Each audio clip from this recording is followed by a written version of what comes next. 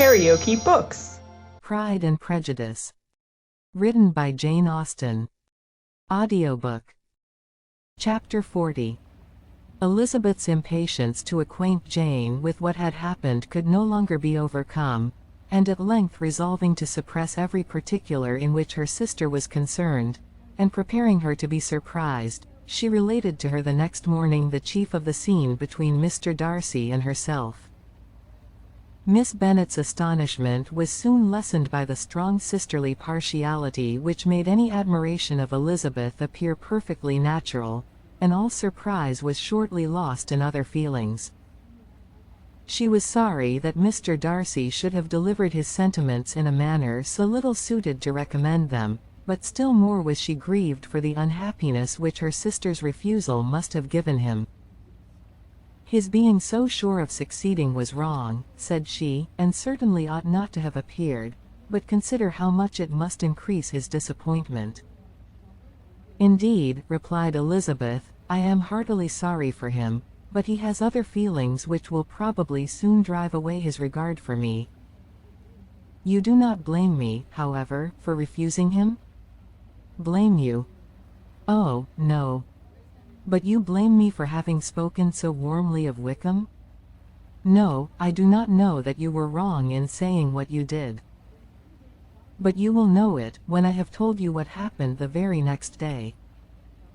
She then spoke of the letter, repeating the whole of its contents as far as they concerned George Wickham. What a stroke was this for poor Jane, who would willingly have gone through the world without believing that so much wickedness existed in the whole race of mankind as was here collected in one individual. Nor was Darcy's vindication, though grateful to her feelings, capable of consoling her for such discovery. Most earnestly did she labor to prove the probability of error, and seek to clear one, without involving the other. "This will not do," said Elizabeth, "you never will be able to make both of them good for anything. Take your choice, but you must be satisfied with only one. There is but such a quantity of merit between them, just enough to make one good sort of man, and of late it has been shifting about pretty much. For my part, I am inclined to believe it all Mr. Darcy's, but you shall do as you choose." It was some time, however, before a smile could be extorted from Jane. "I do not know when I have been more shocked," said she. "Wickham so very bad. It is almost past belief. And poor Mr. Darcy.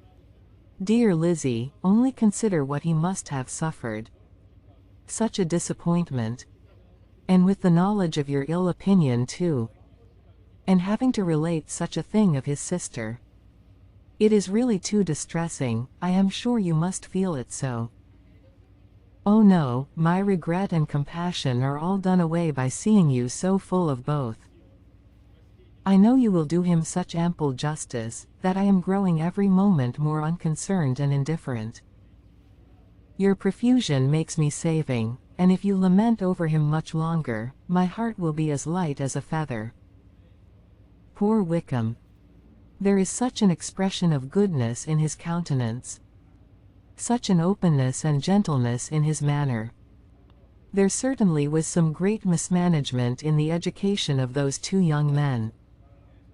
One has got all the goodness, and the other all the appearance of it. I never thought Mr. Darcy so deficient in the appearance of it as you used to do. And yet I meant to be uncommonly clever in taking so decided a dislike to him, without any reason. It is such a spur to one's genius, such an opening for wit, to have a dislike of that kind. One may be continually abusive without saying anything just, but one cannot be always laughing at a man without now and then stumbling on something witty. Lizzie, when you first read that letter, I am sure you could not treat the matter as you do now." "Indeed, I could not. I was uncomfortable enough. I was very uncomfortable, I may say unhappy. And with no one to speak to of what I felt, no Jane to comfort me, and say that I had not been so very weak, and vain, and nonsensical, as I knew I had. Oh, how I wanted you! How unfortunate that you should have used such very strong expressions in speaking of Wickham to Mr. Darcy, for now they do appear wholly undeserved. Certainly. But the misfortune of speaking with bitterness is a most natural consequence of the prejudices I had been encouraging. There is one point on which I want your advice. I want to be told whether I ought, or ought not, to make our acquaintance in general understand Wickham's character. Miss Bennet paused a little, and then replied, "Surely there can be no occasion for exposing him so dreadfully." "What is your own opinion?" "That it ought not to be attempted. Mr. Darcy has not authorized me to make his communication public. On the contrary, every particular relative to his sister was meant to be kept as much as possible to myself, and if I endeavor to undeceive people as to the rest of his conduct, who will believe me? The general prejudice against Mr. Darcy is so violent, that it would be the death of half the good people in Meryton, to attempt to place him in an amiable light. I am not equal to it. Wickham will soon be gone, and, therefore, it will not signify to anybody here what he really is. Some time hence it will be all found out, and then we may laugh at their stupidity in not knowing it before. At present I will say nothing about it. You are quite right. To have his errors made public might ruin him forever. He is now, perhaps, sorry for what he has done, and anxious to re-establish a character. We must not make him desperate." The tumult of Elizabeth's mind was allayed by this conversation. She had got rid of two of the secrets which had weighed on her for a fortnight, and was certain of a willing listener in Jane, whenever she might wish to talk again of either. But there was still something lurking behind, of which prudence forbade the disclosure. She dared not relate the other half of Mr. Darcy's letter, nor explain to her sister how sincerely she had been valued by his friend. Here was knowledge in which no one could partake, and she was sensible that nothing less than a perfect understanding between the parties could justify her in throwing off this last encumbrance of mystery. "And then," said she, "if that very improbable event should ever take place, I shall merely be able to tell what Bingley may tell in a much more agreeable manner himself. The liberty of communication cannot be mine till it has lost all its value." She was now, on being settled at home, at leisure to observe the real state of her sister's spirits. Jane was not happy. She still cherished a very tender affection for Bingley. Having never even fancied herself in love before, her regard had all the warmth of first attachment, and from her age and disposition, greater steadiness than first attachments often boast, and so fervently did she value his remembrance, and prefer him to every other man, that all her good sense, and all her attention to the feelings of her friends, were requisite to check the indulgence of those regrets which must have been injurious to her own health and their tranquillity. "Well, Lizzie," said Mrs. Bennet, one day, "what is your opinion now of this sad business of Jane's?" "For my part, I am determined never to speak of it again to anybody. I told my sister Phillips so the other day. But I cannot find out that Jane saw anything of him in London. Well, he is a very undeserving young man, and I do not suppose there is the least chance in the world of her ever getting him now.